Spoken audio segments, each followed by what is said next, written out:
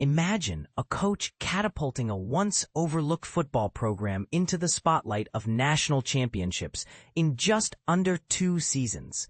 That's the electrifying story of Curt Cignetti and Indiana University. For those new to college football, this isn't just about wins on the field. It's about transforming a team's reputation and fan base, turning skepticism into sheer excitement. But here's where it gets controversial. Is rewarding a coach with millions justifiable? Or does it highlight the growing wealth gap in amateur sports? Stick around to explore this further.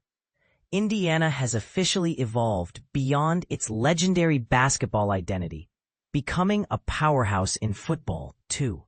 After swiftly elevating the Hoosiers football team from a mere footnote to a serious contender for the national title in less than 2 years, the university made headlines on Thursday by awarding head coach Curt Cignetti an impressive 8-year contract extension worth $92.8 million.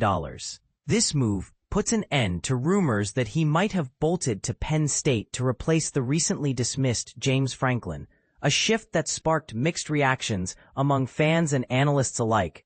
To put this deal into perspective, Cignetti now ranks as the 3rd highest-paid college football coach in the country, trailing only Georgia's Kirby Smart, who earns $13 million annually, and Ohio State's Ryan Day at $12.5 million per year, as reported by CBS Sports.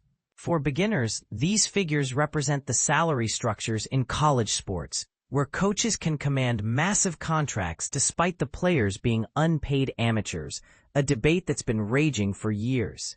And this is the part most people miss: how such high stakes might influence recruiting and program building in ways that prioritize star power over long-term development. At 64 years old, Cignetti stepped into the role in 2024 following his successful tenure at James Madison, and he wasted no time revitalizing the Hoosiers. He flipped the program from a disappointing 3-9 record to a stellar 11-2 finish, securing a spot in the college football playoff. Think of it as the NCAA's version of a championship tournament for the elite teams, where only the best advance through rounds to compete for the title. They kicked off the current season with a perfect 6-0 record, climbing to the number 1-3 spot nationally after a thrilling away victory against Oregon on Saturday. If you're not familiar, national rankings in college football are like a leaderboard, updated weekly based on polls and computer algorithms that consider factors like strength of schedule and recent performances. In everything we do at Indiana University, we're dedicated to excellence, and Coach Cignetti embodies that spirit like no one else, said Indiana President Pamela Whitten in a statement. Simply put, Sig is a champion. From last year's college football playoff berth to our current top 3 ranking, the IU football program's achievements have been extraordinary. Curt and Minette Cignetti have found their home here in Indiana, and we're thrilled the Cignetti family will remain Hoosiers for years to come. Last season, the team dominated its first 10 games before narrow losses to Ohio State on the road and Notre Dame in the playoffs' opening round, a testament to the competitive nature of college football, where even elites face tough challenges. Looking ahead, the Hoosiers are poised for an undefeated regular season, with upcoming matchups against Michigan State, UCLA, Maryland, Penn State, Wisconsin, and Purdue.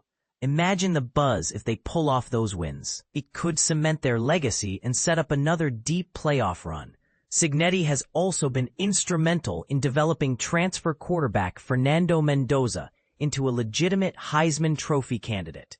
The Heisman is college football's most prestigious individual award, voted on by media and fans, honoring the best player each year. So far this season, the junior has amassed 1,423 passing yards, thrown 17 touchdowns, and recorded just 2 interceptions, showcasing his growth from a promising recruit to a potential superstar.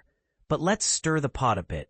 Some critics argue that lavish contracts like Cignetti's divert funds from academics or student-athlete support, potentially prioritizing spectacle over education. Others might see it as fair compensation for coaches who drive revenue through victories and TV deals.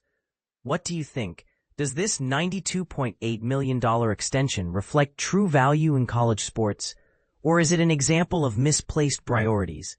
Could paying coaches this much actually harm the spirit of amateur athletics? Share your opinions in the comments below. I'd love to hear where you stand.